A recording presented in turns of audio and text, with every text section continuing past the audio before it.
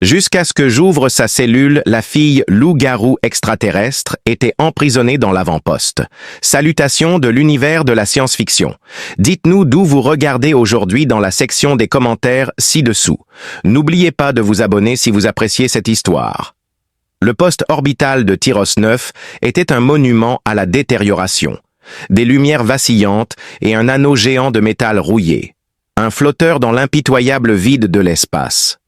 Un endroit où l'espoir et l'ambition ont trouvé leur fin.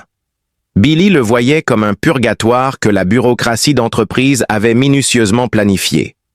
Une sentence suite à ce qu'ils ont décrit comme une insubordination mineure qui a été prononcée dans un bureau stérile des RH plutôt que dans une salle d'audience. Son refus d'approuver un contournement de conduit de plasma qui a économisé 300 000 crédits à l'entreprise, mais a réduit la marge d'erreur pour une surcharge catastrophique à un terrifiant point de pourcentage, avait été cette insubordination mineure.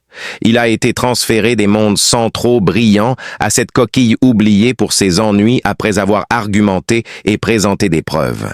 Son parcours professionnel s'est brisé comme une brindille desséchée. Il était désormais un concierge de haute technologie pour un géant mourant posant des pansements numériques sur les systèmes constamment en hémorragie de la station. L'air lui-même, un rappel constant de son déclin, avait un goût d'ozone et de désespoir recyclé. Et avec l'apathie pratiquée d'un homme qui avait accepté son destin sans vraiment y céder, il traversait les couloirs gémissant. Chaque jour était un cycle fastidieux de réparation de fortune, de rapports de diagnostic et du bourdonnement constant et sourd des machines engagées dans une lutte futile contre l'entropie. Son chemin s'écartait de la misère prévisible à laquelle il s'était habitué lors de l'une de ses tâches sisyphéennes qui consistait à traquer une panne de courant persistante qui causait des baisses de tension dans les secteurs inférieurs. Il n'avait jamais eu à entrer dans ce secteur auparavant, mais la panne l'a conduit profondément dans un bloc de détention restreint avec des portes blindées marquées de mises en garde sévères sur les risques biologiques et des mesures de sécurité strictes. Il a obtenu l'accès grâce à son autorisation qui était encore étonnamment de haut niveau. Les portes s'ouvrirent en sifflant pour révéler un couloir plus silencieux et plus froid que le reste de la station. L'air ici était différent, chargé d'une énergie qui faisait dresser les poils de son bras. Le vacarme habituel des tuyaux qui cliquetaient et des servomoteurs qui gémissaient avait été remplacé par un bourdonnement bas et menaçant. Il a suivi la signature énergétique fluctuante le long du couloir sombre en passant devant des cellules vides destinées aux employés indisciplinés jusqu'à ce qu'il arrive à la source. Ce n'était pas un conduit d'alimentation effiloché ou une boîte de jonction défectueuse. C'était une cage, une unité de confinement de pointe qui contrastait fortement avec le métal corrodé du reste du bâtiment, avec une lueur bleue maladive provenant de ses barres d'énergie scintillantes sur la cloison voisine. Et la fille loup-garou extraterrestre, la source des murmures étouffés et terrifiés de la station, était à l'intérieur baignée dans la lumière rouge sporadique d'une balise d'urgence défectueuse. Le Gnarling monstre enragé décrit dans les récits sanglants que les gardes de sécurité échangeaient autour d'un café tiède ne lui ressemblait en rien. Il y avait des rumeurs d'une bête d'une pure et aveugle agressivité qui avait mis en pièces 3 hommes pendant sa capture. Cependant, la créature devant lui avait une dignité contenue et troublante. Ses membres longs et minces étaient repliés près de son corps alors qu'elle était assise sur le sol métallique froid, immobile avec une qui semblait à la fois ancienne et déterminée plutôt que prostrée par la défaite. Une longue et fine queue était enroulée étroitement autour d'une de ses jambes, son extrémité frémissant presque imperceptiblement à chaque balayage de la lumière rouge, et elle était couverte de la tête aux pieds d'un pelage fin de couleur gris cendré. Il anticipait des griffes et des crocs, et bien qu'il puisse voir leur forme imposante, c'était son visage qui capturait son attention.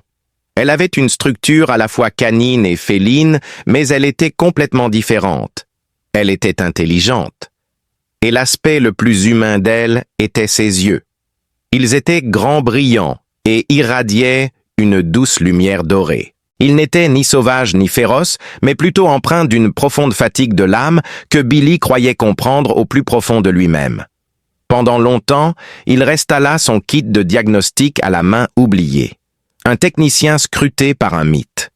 Le sort fut ensuite brisé par la voix sévère d'un garde nommé Harker. « Attrapez un tas de viande fraîche. »« Technicien, ne t'approche pas trop. Elle va en redemander et t'arracher le visage. » Billy ne lui prêta aucune attention. Il accorda toute son attention à la tâche en cours. Il ouvrit le panneau d'accès à côté de la cellule, avec des mouvements précis et efficaces. Conscient de ses yeux dorés qui le suivaient partout où il allait, il travaillait à stabiliser la connexion et à rediriger le flux d'énergie. Plus dérangeant que n'importe quel danger était l'intense et silencieux examen. Les autres gardes raillaient et faisaient des commentaires obscènes, mais Billy ne disait rien, son attention inébranlable. Les lumières vacillantes se stabilisèrent et le bourdonnement étouffant diminua lorsqu'il finit par sceller le panneau. Il se permit un dernier regard et son regard traversa le mur étincelant pour croiser le sien. Elle tressaillit et se tourna vers l'avant, ses oreilles pointues, aplaties contre son crâne, en présence des gardes, se concentrant sur lui avec une intensité qui semblait aller au-delà de la vue. Le couloir était relativement calme, maintenant que les gardes étaient partis, leur capacité d'attention aussi courte que leur tempérament. Elle parla pendant ce moment de silence, où le faible bourdonnement de la station servait de seul témoin. Avec un murmure bas et mélodique qui était étonnamment doux, elle chuchota « Pas comme les autres », un son qui semblait complètement déplacé dans ce monde de métal dur et d'hommes plus durs encore. Les mots, qui étaient une simple déclaration de fait, plutôt qu'une accusation ou une question, le captivèrent et le sortirent de sa résignation cynique. Pour le reste de son quart de travail, ces 5 mots résonnaient sans cesse dans sa tête, une mélodie particulière et surprenante dans la symphonie discordante de sa vie sur Tyros 9. Il ne pouvait s'empêcher de penser à ses yeux fatigués et perspicaces et à la dignité silencieuse qu'elle conservait malgré sa souffrance continue. Dans sa captivité, il percevait un miroir de sa propre vie confinée, une expérience commune d'être pris au piège dans un système qui était bien au-delà de leur contrôle. Il ne s'était pas permis d'entretenir ce sentiment depuis longtemps, mais la rencontre avait semé la graine de quelque chose de dangereux dans le sol aride de son apathie. Compassion. Dans les jours et les semaines qui ont suivi, cette graine a commencé à germer. Billy a commencé à chercher des excuses pour retourner au bloc de détention restreint, aussi ténu soit-elle. Recalibrer un réseau de capteurs sur le mur éloigné était nécessaire. Le contrôle climatique de ce secteur enregistrait des variations inhabituelles qui devaient être corrigées manuellement. Il se présenterait avec son équipement une tâche justifiable qui lui servirait de couverture et il travaillerait méthodiquement et lentement en gardant toujours sa position près de sa cellule.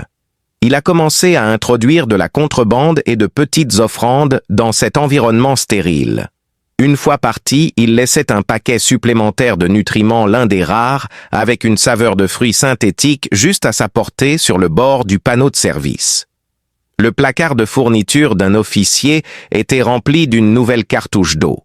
Les cadeaux n'étaient jamais directement reconnus par lui ou elle, mais ils disparaissaient toujours avant son retour. Ils étaient engagés dans une transaction silencieuse.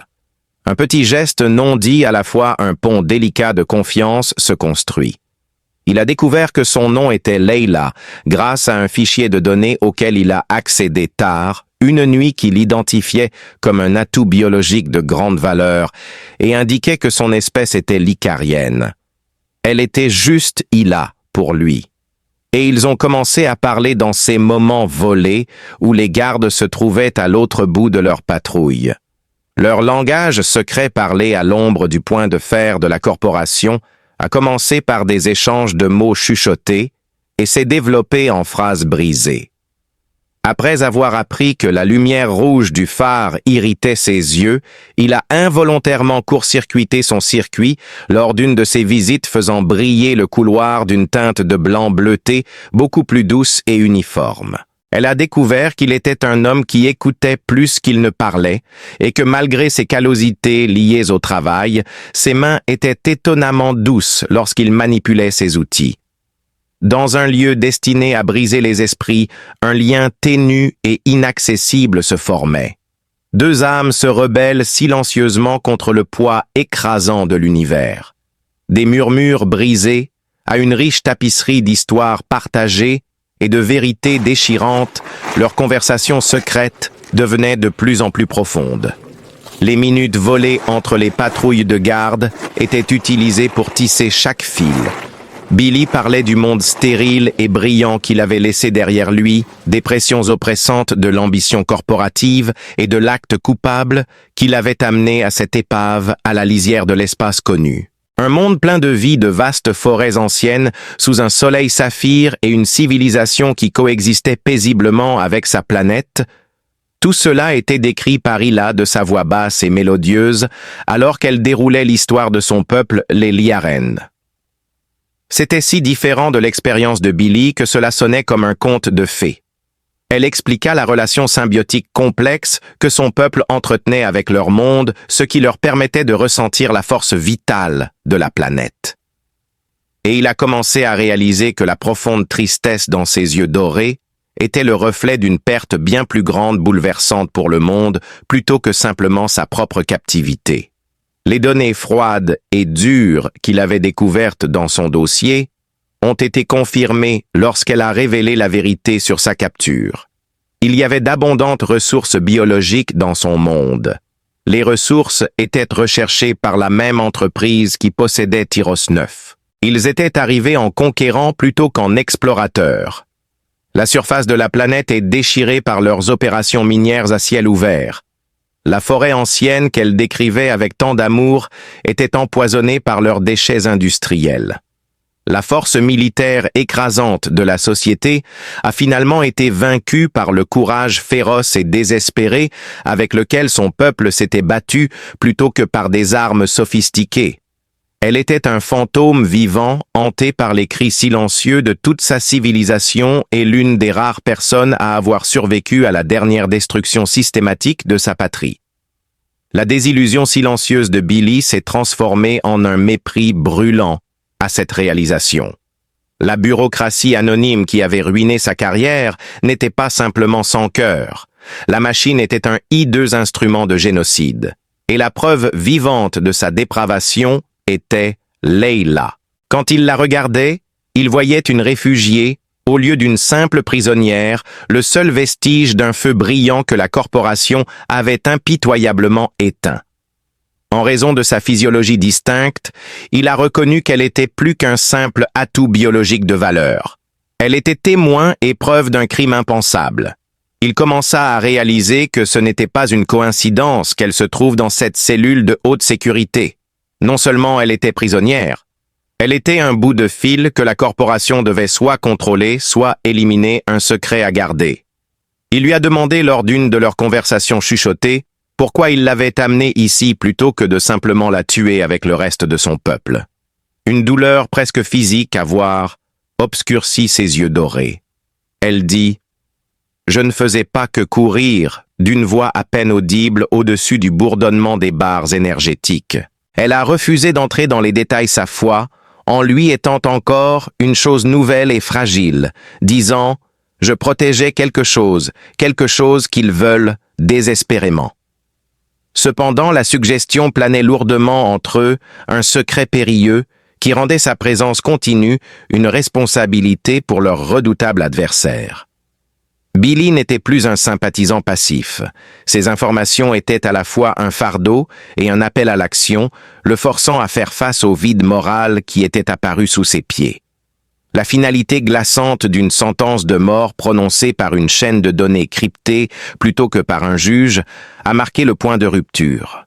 Billy avait un accès temporaire de haut niveau aux transmissions entrantes et sortantes pendant qu'il était profondément dans le serveur central de la station, effectuant un diagnostic standard sur les relais de communication à longue portée. Alors qu'il parcourait les flux de code interminables, il était un fantôme dans la machine invisible aux administrateurs systèmes. C'est alors qu'il le remarqua.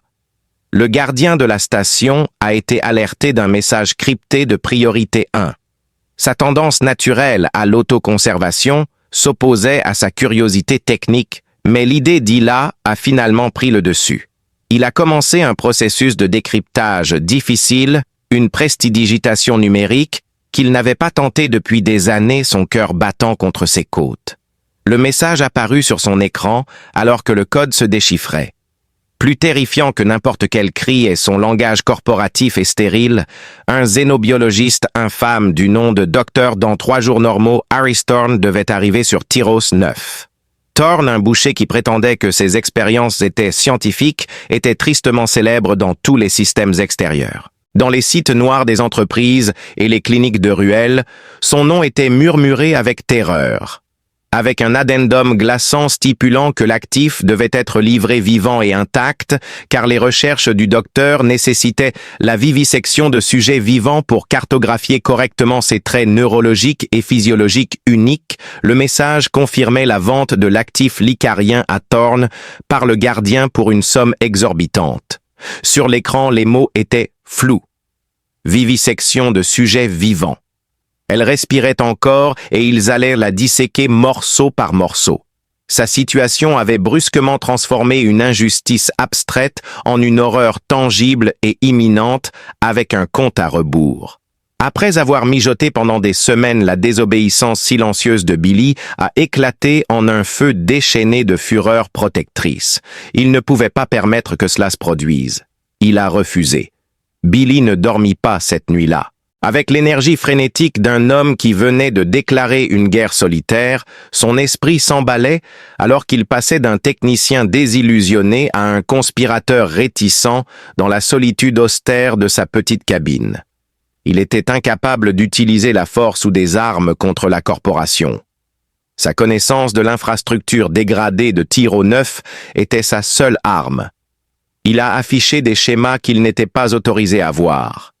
Ses doigts glissant sur l'interface de son bloc de données personnelles. Il a identifié une fenêtre de 4 minutes entre les quarts de travail où le couloir serait vide en cartographiant les itinéraires des patrouilles de sécurité dans le bloc de détention. En comparant cela avec les registres de maintenance de la station, il a trouvé un sas de service désaffecté dans un secteur voisin qui avait longtemps été négligé par la direction de la station, mais qui était encore opérationnel selon son historique de diagnostic. Une petite porte rouillée qui pourrait mener à la liberté était leur seule voie d'évasion. L'accès était la dernière pièce du puzzle. La porte de la cellule elle-même était impossible à pirater pour lui. Les gardes utilisaient des cartes d'accès de bas niveau pour les principales portes blindées du couloir, qui étaient notoirement faciles à cloner malgré le fait que leur système était isolé et bien protégé. L'équipement de ces jours de techniciens juniors plus insouciants était caché. Le plan était audacieux, presque suicidaire, un réseau précaire de si et de peut-être. Mais un espoir désespéré et terrifiant commença à émerger alors qu'il regardait le plan se dérouler sur son écran. Il n'était plus seulement un concierge, il était serrurier fabricant de clés et peut-être un sauveur. Le lendemain, il vint à sa cellule avec une expression calme sur le visage qui dissimulait le tumulte intérieur. Il s'agenouilla près du panneau de service et fit semblant de lancer un diagnostic après avoir attendu que les gardes soient bas partis. « Lila », dit-il d'une voix basse et tendue. Il a exposé tout le plan en détails précis et urgents en disant « Ils viennent te chercher ». Le message qui a été intercepté le terrifiant Dr Thorne et le délai de 3 jours. Il lui a parlé du petit skiff de service qu'il voulait voler de la fenêtre de patrouille du SAS oublié et de la carte-clé clonée. Il ne lui a dit aucun mensonge, pas même sur leur mince chance de succès, ou la mort quasi certaine qu'ils affronteraient s'ils étaient découverts. Elle écoutait en silence complet, tandis que ses yeux dorés scrutaient son visage à la recherche de tout signe de malhonnêteté. Quand il eut terminé, le silence tendu persista. De petits actes de gentillesse, et non des risques de vie ou de mort, avaient été le fondement de sa foi en lui. Pourquoi ? Enfin, d'une voix basse, elle demanda. Elle avait posé la même question auparavant, mais cette fois-ci, elle était chargée d'implications pour leur avenir ensemble. « Pourquoi te mettrais-tu en danger pour moi ?» Billy croisa son regard sans broncher, en regardant à travers les barres énergétiques scintillantes. Il répondit avec la vérité simple et dépouillée que personne ne devrait mourir dans une cage. C'était tout ce qu'il avait à offrir, et parce que tu mérites d'être rappelé pour plus qu'une ligne dans un registre commercial. Beaucoup de temps passa. Il vit la lutte dans ses yeux, la lutte entre la lueur d'espoir qu'il représentait et une vie de trahison. Finalement, elle hocha la tête lentement et pensivement. « Je t'accompagnerai, » dit-elle fermement. Son expression changea alors qu'elle se penchait plus près. « Cependant, votre plan est imparfait. Les capteurs optiques nous détecteront même si les gardes ne le font pas. Cependant, mon peuple possède un mécanisme de défense qui consiste à courber la lumière. » Elle ferma brièvement les yeux, et quand elle les rouvrit, sa forme sembla vaciller, ses contours distincts se fondirent dans le fond, un camouflage légèrement scintillant qui la faisait apparaître comme un fantôme dans une machine, une brume de chaleur. Elle murmura « Ce n'est pas parfait », alors que sa forme se solidifiait à nouveau. L'heure convenue arriva avec une terreur silencieuse et nauséabonde qui s'enfonça profondément dans les os de Billy. Mais cela pourrait être l'avantage dont nous avons besoin. Le destin de 2 vies reposait sur le bout de son index, alors qu'il était assis à un terminal de contrôle principal dans une sous-station abandonnée, ses doigts flottant au-dessus de l'interface. Dans la solitude de sa cabine, le plan lui avait semblé si audacieux et ingénieux, mais maintenant il lui semblait être une fragile maison de cartes qui s'effondrerait au premier signe de vent. Il a lancé la séquence, une série de codes méticuleusement écrits, conçus pour imiter une surtension dévastatrice provenant d'un générateur de secours. Chaque détail de sécurité possible est éloigné du bloc de détention par un fantôme dans la machine. Alors qu'il déclenchait la panne simulée, une carte de Heroes 9 affichait des alertes rouges clignotantes sur son écran plongeant un tiers de la station dans un crépuscule tumultueux et vacillant.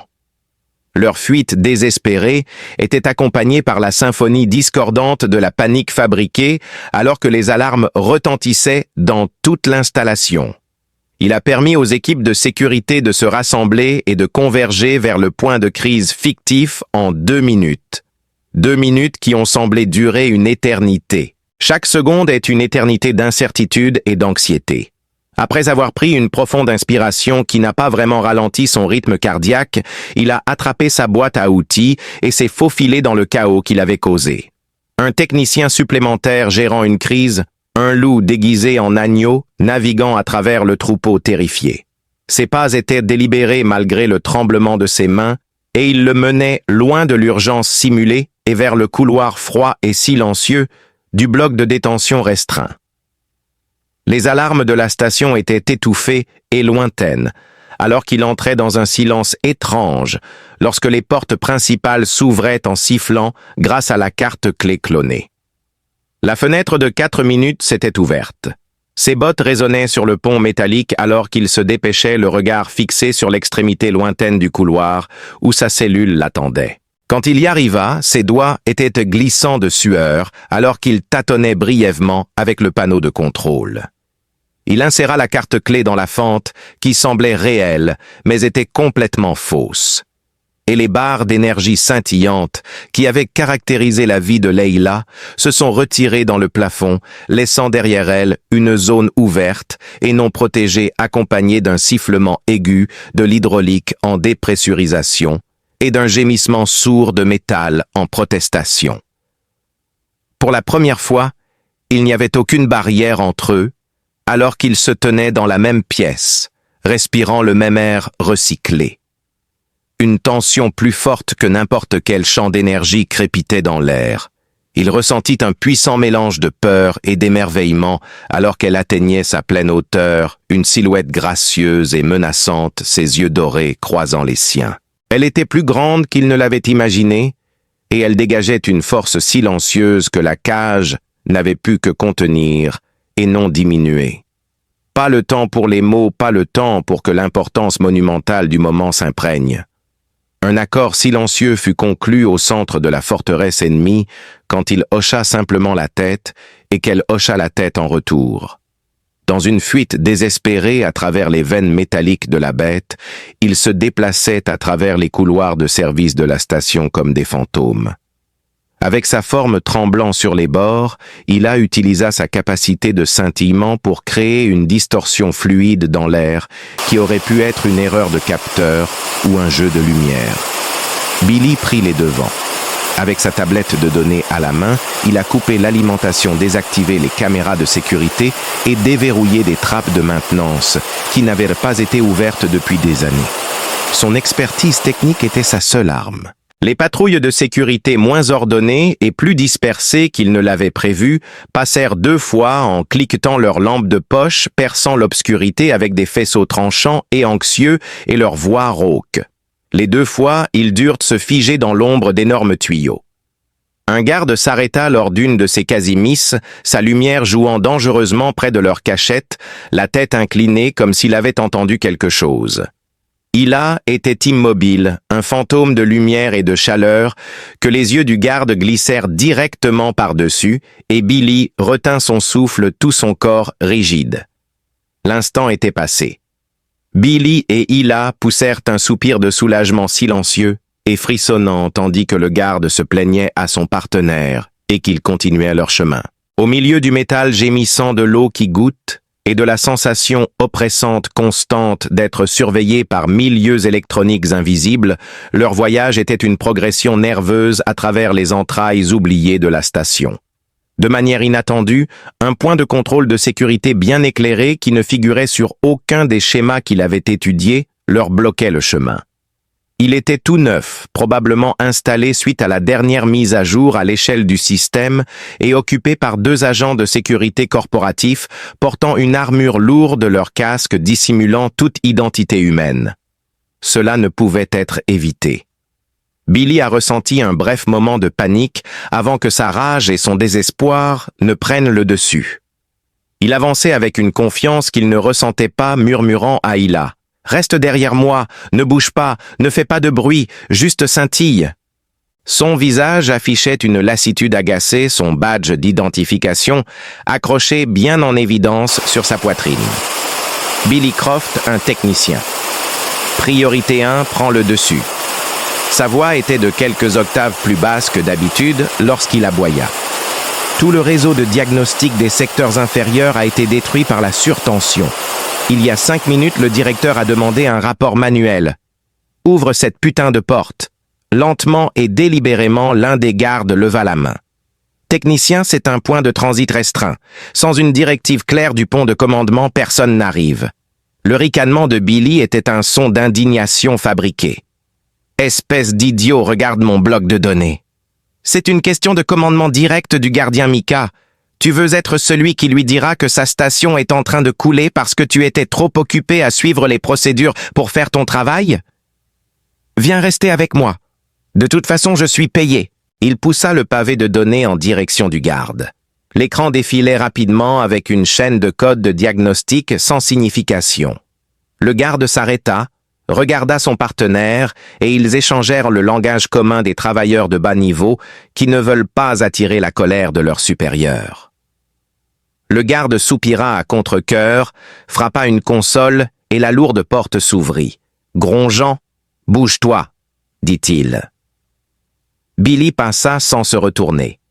Leila, une ombre silencieuse et hésitante derrière lui. De justesse, les 2 réussirent à passer à travers le filet.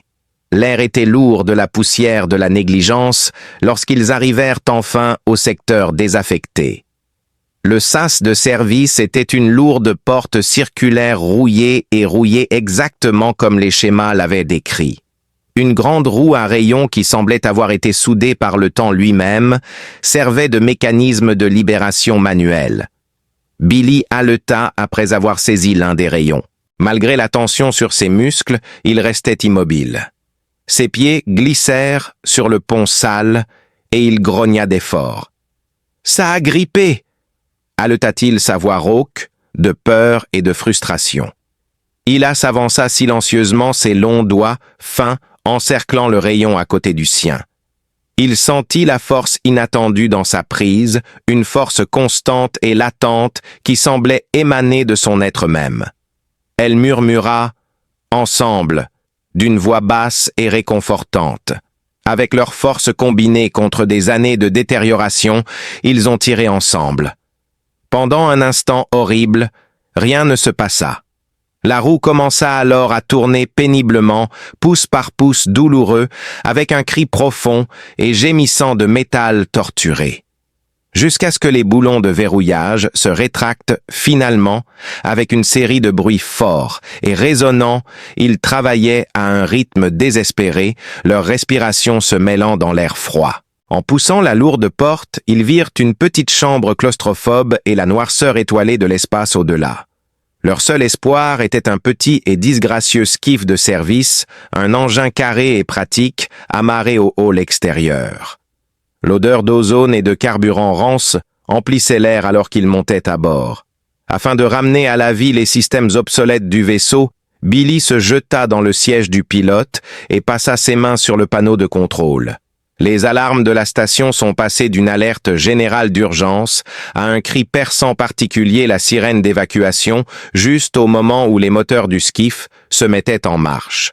Un moniteur à proximité affichait leurs visages marqués comme fugitifs. Leurs images étaient diffusées dans toute la station par le directeur qui avait un masque de rage violet sur le visage et offrait une énorme récompense pour leur capture vivant ou mort. Billy n'hésita pas une seconde. Quand il a actionné les commandes de libération, le skiff a décollé de Tyros 9 et s'est enfoncé dans le ventre chaotique et expansif de la station. Une ville flottante sans loi, pleine de hangars cachés de tas de ferraille et de toutes sortes de prédateurs. Le moment de soulagement fut de courte durée car la peur de la chasse prit rapidement sa place. La diffusion de la prime avait peint une énorme cible sur leur dos et le skiff de service était un remorqueur dans une mer de requins lents et maladroits. Ils avaient de la compagnie en quelques minutes. Les ombres d'un énorme cargo abandonné ont cédé la place à 2 vaisseaux de chasseurs de primes élégants et lourdement armés. Comme des yeux rouges de rage, leurs moteurs brillaient. Le tir laser manqua de peu leur cockpit alors qu'ils traversaient le vide.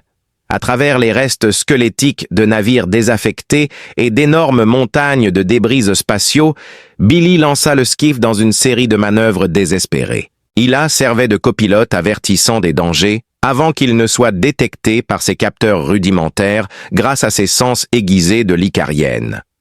Au milieu du chaos, sa voix sereine servait d'encre inébranlable. Encore 2. Elle dirait « Côté tribord qui arrive vite ». Avec une intensité qui semblait pouvoir voir à travers le métal solide, ses yeux dorés scannaient le champ de débris. Cependant, ils étaient surclassés et dépassés. Leur moteur bâbord a été touché par un boulon de plasma, ce qui a provoqué un violent tremblement à travers tout le vaisseau et a rempli le cockpit de l'odeur piquante des composants électroniques en feu. Le système du skiff hurlait de protestation alors qu'il perdait le contrôle. Illy luttait avec les commandes, les nivelant juste assez pour diriger leur vaisseau endommagé vers un énorme astéroïde qui avait été creusé et contenait un grand chantier de récupération et de réparation. Le repère de Grise est un repère notoire de mécaniciens et de voleurs. Ils furent violemment secoués par l'impact alors qu'ils posaient le skiff brutalement sur une aire d'atterrissage couverte d'huile et de crasse. Avec un dernier gémissement pitoyable, les moteurs s'éteignirent, les laissant exposés et bloqués. Ils furent aveuglés par des projecteurs lorsque la verrière du cockpit s'ouvrit en sifflant et une silhouette apparut dans l'ombre d'une énorme grue à portique. Son visage était une carte routière de cicatrices. Son bras, une griffe hydraulique à plusieurs articulations, et sa chair tissée de cybernétique brute et puissante, faisant de lui une montagne d'hommes. C'était Grise, qui était sans aucun doute le souverain de ce royaume de ferraille. Leurs affiches de recherche étaient toujours affichées sur un écran scintillant derrière lui, et il tenait un énorme fusil à plasma pointé sur eux. « Ah, eh bien !» La voix rauque de Grise résonna à cause d'un modulateur de voix bon marché. « Regardez ce que le chat a ramené. Vous deux, vous valez une fortune pour le directeur. Gardez vos muscles immobiles. » Il fit bouger sa griffe hydraulique, se préparant à les écraser. Leila, qui l'observait avec son regard intense et analytique, prit la parole juste au moment où il levait la main pour activer son unité de communication et réclamer son prix. Sa voix était ferme et claire, même si le fusil était pointé sur sa poitrine. Calmement, elle dit « Votre implant brachial souffre d'une boucle de rétroaction récursive. Il y a un désalignement dans le convertisseur de puissance. Vous devez souffrir atrocement tout le temps. » Sa main planait au-dessus du panneau de communication, alors que Grise se figeait, son œil visible se rétrécissant de surprise et de suspicion. Elle avait raison. Il gardait le secret de la douleur brûlante et persistante de son épaule dans un silence stoïque. Ila continua, sa voix un peu plus douce. « Je peux le réparer, indéfiniment. » La plateforme d'atterrissage était enveloppée d'un silence tendu et périlleux. Grise la regarda, balançant la fortune de la prime avec l'impossibilité de trouver du réconfort à sa souffrance quotidienne.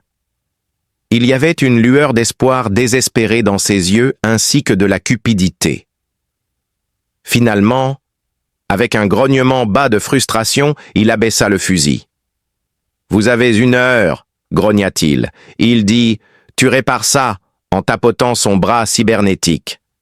Grise les conduisit de la piste d'atterrissage sale à l'intérieur vaste de son atelier qui ressemblait plus au reste démonté de 1000 vaisseaux spatiaux différents qu'à un bâtiment. « Et je réparerai votre vaisseau. Si vous essayez quoi que ce soit, je vous éjecterai moi-même dans l'espace. Maintenant, entrez. » Les odeurs d'huile chaude, de métal ionisé et de quelque chose de vaguement organique que Billy ne pouvait pas tout à fait identifier remplissaient l'air. Un monument à des années de réparation désespérée et de rêves sauvés. Des blocs de moteurs massifs pendaient, comme des gargouilles métalliques, à des grues magnétiques. Des canyons labyrinthiques qui s'étendaient profondément dans le noyau de l'astéroïde étaient formés par des câblages emmêlés et des montagnes de ferraille, tandis que leur surface était marquée